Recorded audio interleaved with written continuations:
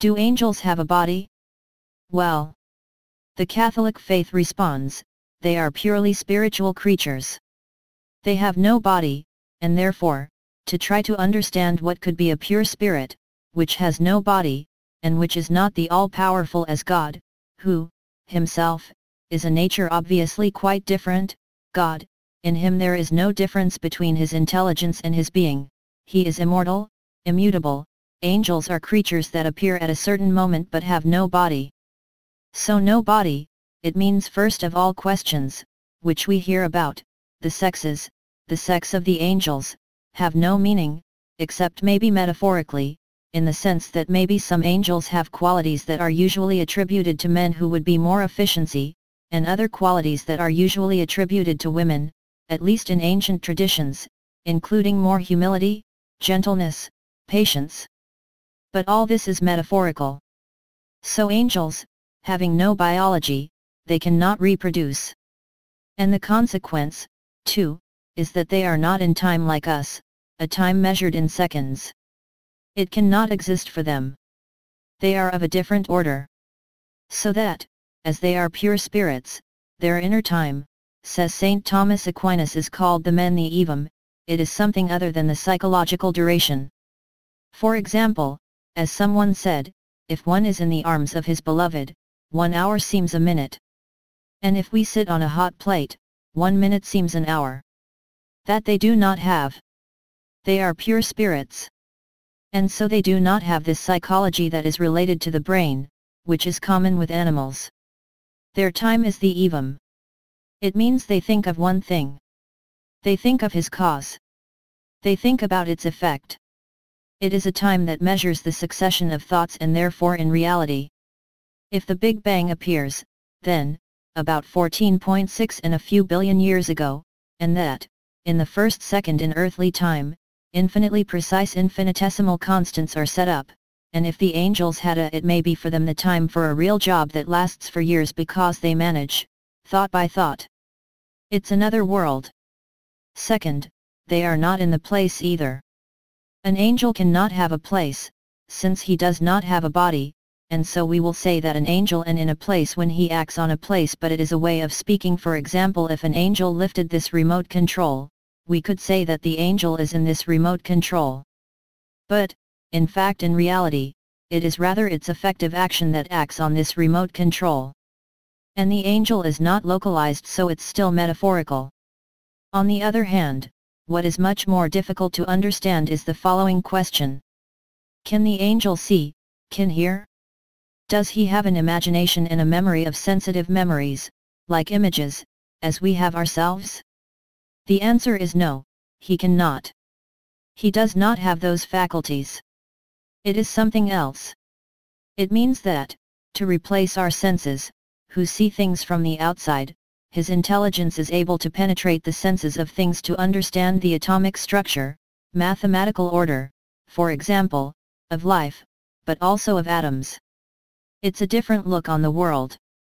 Likewise, they do not see our faces.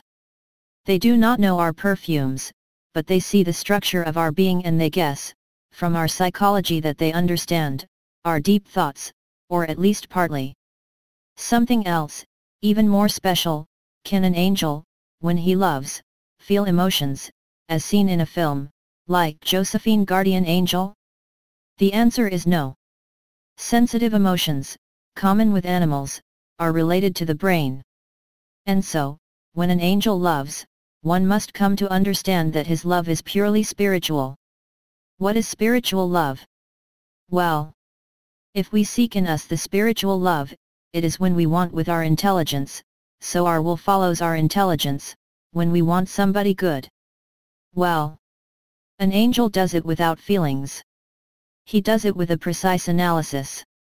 He wants somebody good.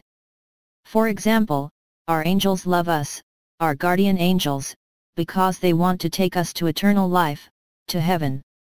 And they put all the means effectively for that.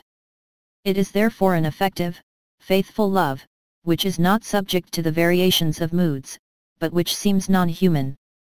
And that's true. They are not human beings. This is another thing. Result. If we want to understand what an angel is, since he has no biology, no psychic life, he remains the intelligence that understands in an extremely powerful way, but incredibly powerful, the DNA, the structure of the material re. For them, it's not a secret. We have existed for 40,000 years, humanity, and we are just beginning to penetrate the domain.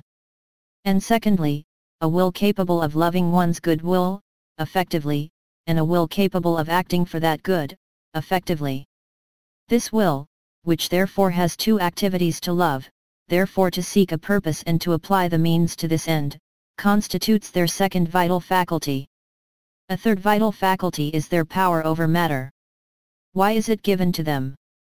That is to say that they have the capacity, not to move like us, our own body, and by our body other objects. They can move all the bodies, because, we'll see, they have an engineering role. They are created for that. And they discover it from the beginning. So, it is normal that they can move the material. Of course, the consequence is that they can also make visible bodies, as the book of Tobit tells, where the archangel Raphael shows himself as a human to help a little girl and an old man to whom there are many misfortunes. This body is an apparent body. The angel told Tobias, "You thought I was eating, but it was only an appearance." So these three faculties will serve them for their mission. And we must remember that they have no body. A hypothesis, all the same, that we must note, certain religions, and perhaps even a verse of St. Paul, assert that between the pure spirits and us, who have a body, an animal psychology, and a spirit, there would be intermediate spirits between the two, which the Muslims call the jinns, which would be spirits, endowed with an animal psychology. So, they see, they hear, but their bodies is psychic, not biological. Perhaps. This is not opposed to faith, and St. Paul says, well, remember that you do not have to fight against human beings, when you want evil, but against the powers, the principalities, domination of that world, intermediaries who inhabit the celestial spaces.